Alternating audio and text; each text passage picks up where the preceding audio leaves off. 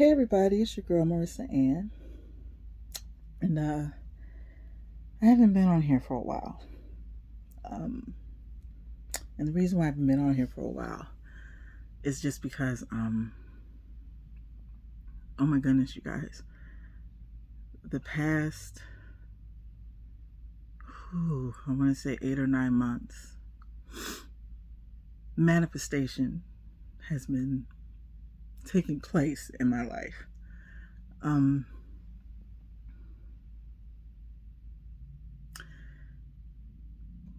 I was able to accomplish a goal that has taken me, oh my goodness, over a decade to be able to do. And one of those goals was for me to finally be able to become a teacher, because I have a degree in education, a bachelor's degree. And I was, in this year, when I say this year, I mean this past school year, the 2025-2026 school year, I was able to finally put that degree to some use. And oh my goodness, accomplishing a goal is if you ever accomplished a goal in your life, you know how I'm feeling right now.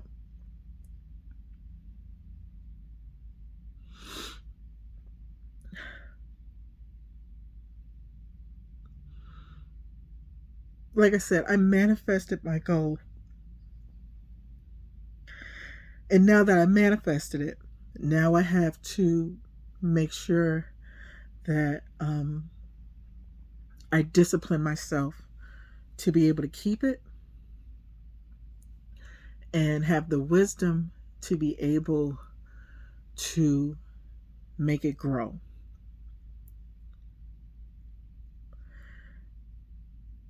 You know, throughout our lives, we are told to pursue our dreams and to pursue our goals. Excuse me. People tell you how you can, pursue your goals and pursue your dreams. But what nobody doesn't tell you is what to do once it's achieved. What to do when it's manifested. And what I'm realizing is that the hard work did not come from me trying to achieve the goal. Now the hard work is holding on to it, making it grow. Now I'm starting to put in the hard work. And oh my goodness, it's amazing holding on to this dream, because now that I have it, I'm not going to let this go, and I'm not going to let anybody take it away from me. And I want to tell you guys that you can achieve anything as long as you put your mind to it. You can achieve anything as long as you have the right support system with you. Because I didn't get here by myself. You know, people tend to compare life as to running a race. And you know what? And they're absolutely right. It is running a race. But if you notice, people who run a race, they always have bystanders and cheerleaders on the sidelines cheering them on. You got some of them are holding up poster boards with their names on it, telling them, keep going, don't stop, you're almost at the finish line. You have some people on the side of the road who are just handing out bottled waters, bottles of water or energy bars or a protein bar, giving you the energy that you need in order to keep going.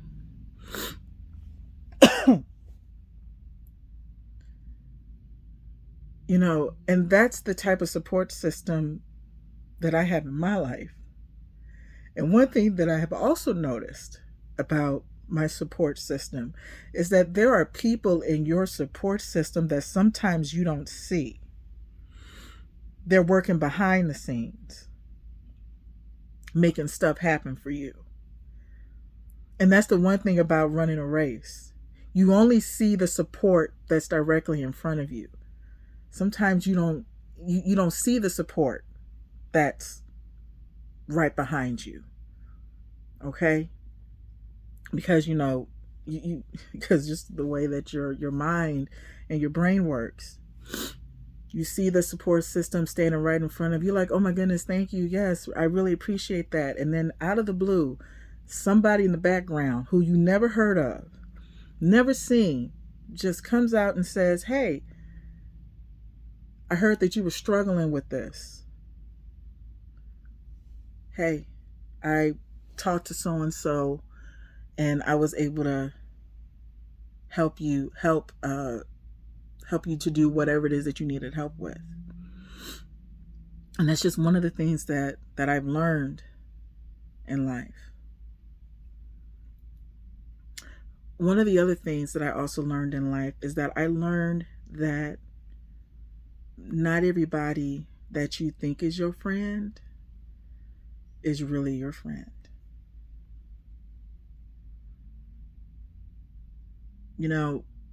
There was a quote that the WWE superstar Roman Reigns said, and I'm just paraphrasing it, and I posted it on my Instagram page, where he says, there are people that you're going to be around in life who are going to want you to do better, but they don't want you to do better than them.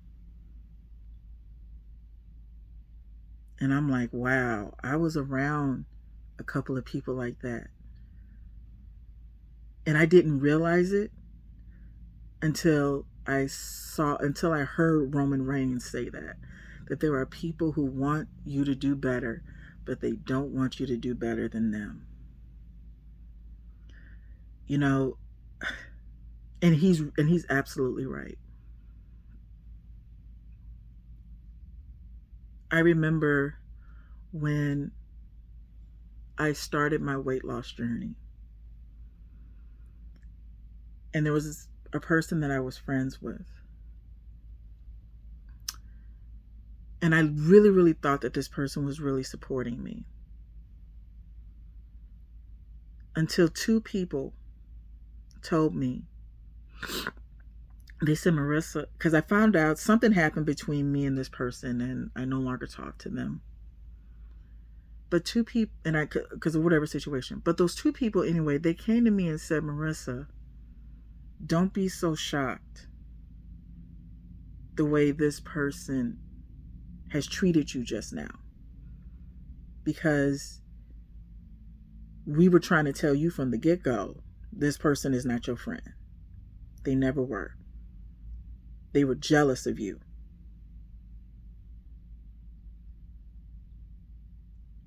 And they would just say stuff about you that wasn't true.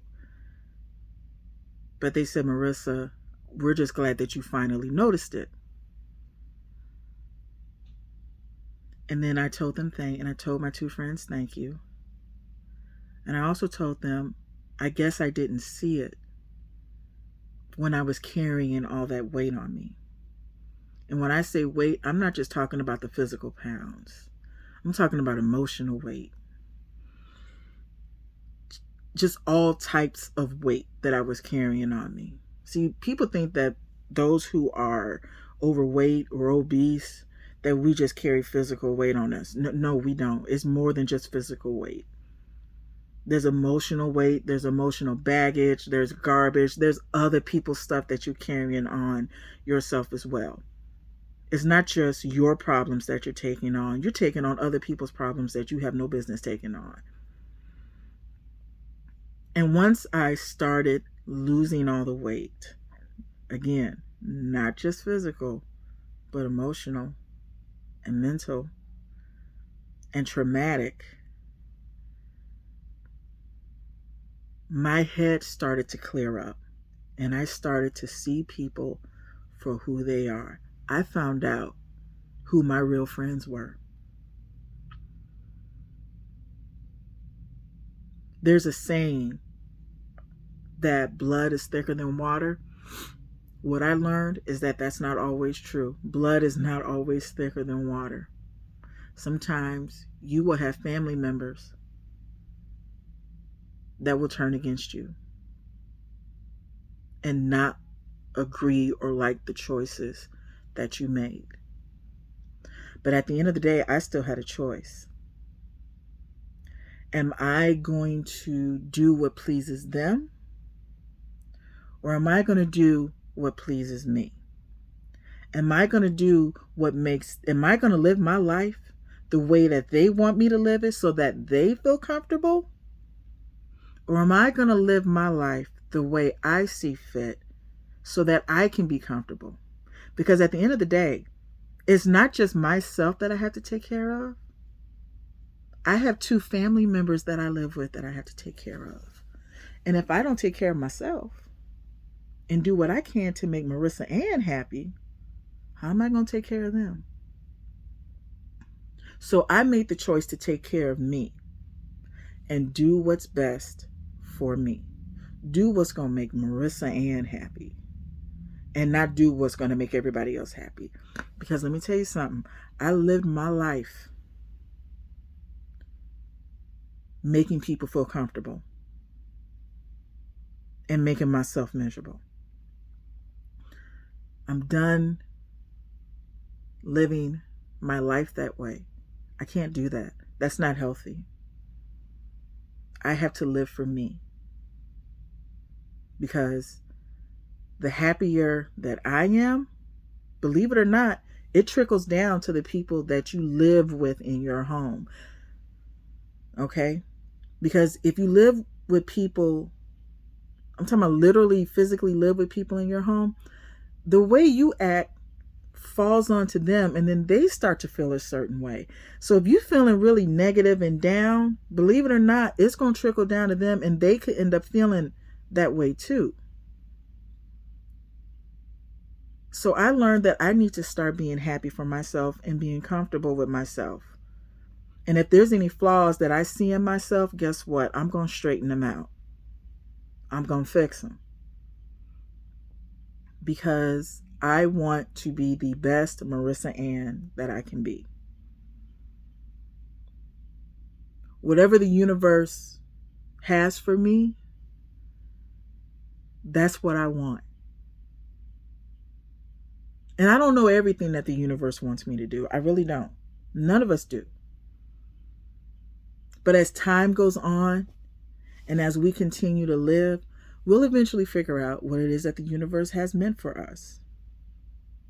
And right now, the universe is meant for me, Marissa-Anne, to be a teacher, to be an educator. The universe has meant for Marissa-Anne to celebrate EMH Day. Okay? The universe is meant for wants Marissa-Anne to make this video and send it out to people. Because I'm not making these videos just for me and to help me better myself. I'm also making these videos because I know somewhere what I'm saying is going to help somebody. Okay? Somewhere, somehow, I know that I am helping somebody. I don't know who that person is, but I know I'm helping somebody. And that is one of the reasons why I make these videos. That is one of the reasons why I am a teacher. That is one of the reasons why I created EMH Day. Because I want to help people in the best way that I can. Okay, I know what it's like to live with anxiety. I know what it's like to feel sorry for yourself. I know what it's like to live in a world where you're trying to make everybody else comfortable and make yourself miserable at the same time because you're so scared to be yourself that you feel that if you are yourself, you're going to disrupt everybody else's day. But no, you're not going to. The only day that you're really disrupting is your own. And I'm here to tell you, it is okay to pop that bubble. Do not live your life trying to make everybody else comfortable. Live your life to make yourself comfortable. Okay? Live your life to make yourself happy. Because those who want to be in your life will show up and be in your life. Those who don't want to be there, who don't want to participate, they'll leave. And trust me, they're going to argue with you on their way out of being out of your life. And you know what? Let them. Okay? Let them. Let them say what they want. If it hurts you, then that's okay. Because let me tell you something. It hurt me too. And you know what I did? I had my little pity party. And then I got up, washed my face, let it roll off my back, and I kept going. Because I can't stay there. I can't stay in the pity party. At some point, the pity party has to end. Parties don't last forever. They have to end at some point. And that's one of the things that I learned. Because I know what it's like to stay in that pity party, and I did not like staying there. I had to get up and I had to move. I had to leave the party. I had to end it. And I'm telling you all, don't stay at the pity party. End it. Get up and leave. And move on. Do not wallow in self-pity. Self-pity is a place for you, literally just for you to break down and understand what you went through, and then forgive yourself for what you did, and to understand the lessons that you have learned. But afterwards, you need to get back up and start again. You guys, I have always been scared to fail. I have always been scared to fail. But you know what?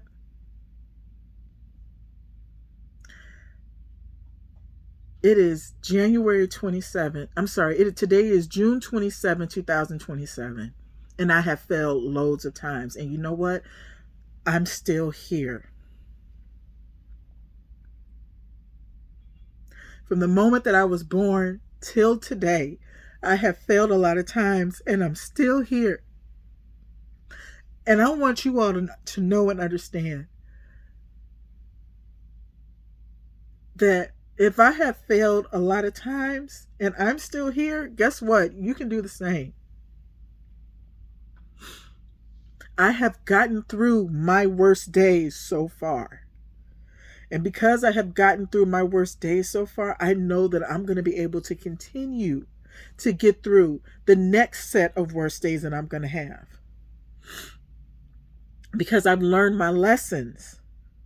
And I'm going to take the lessons that I have learned and apply them to my life and apply them to situations. So that way, if a situation comes up, I can stop and think and be like, wait a minute, hold up. I dealt with this before. And I remember the last time I dealt with this, I made this decision and this happened and I didn't like how that turned out. So you know what? I'm going to do this instead. Because choice A didn't work. So you know what? I'm going to do choice B. And let's see what happens. And if choice B works, guess what? It's a good day. And if choice B doesn't work, it's still a good day because at least I learned my lesson.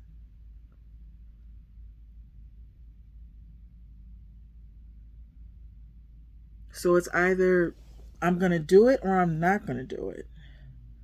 You know, guys,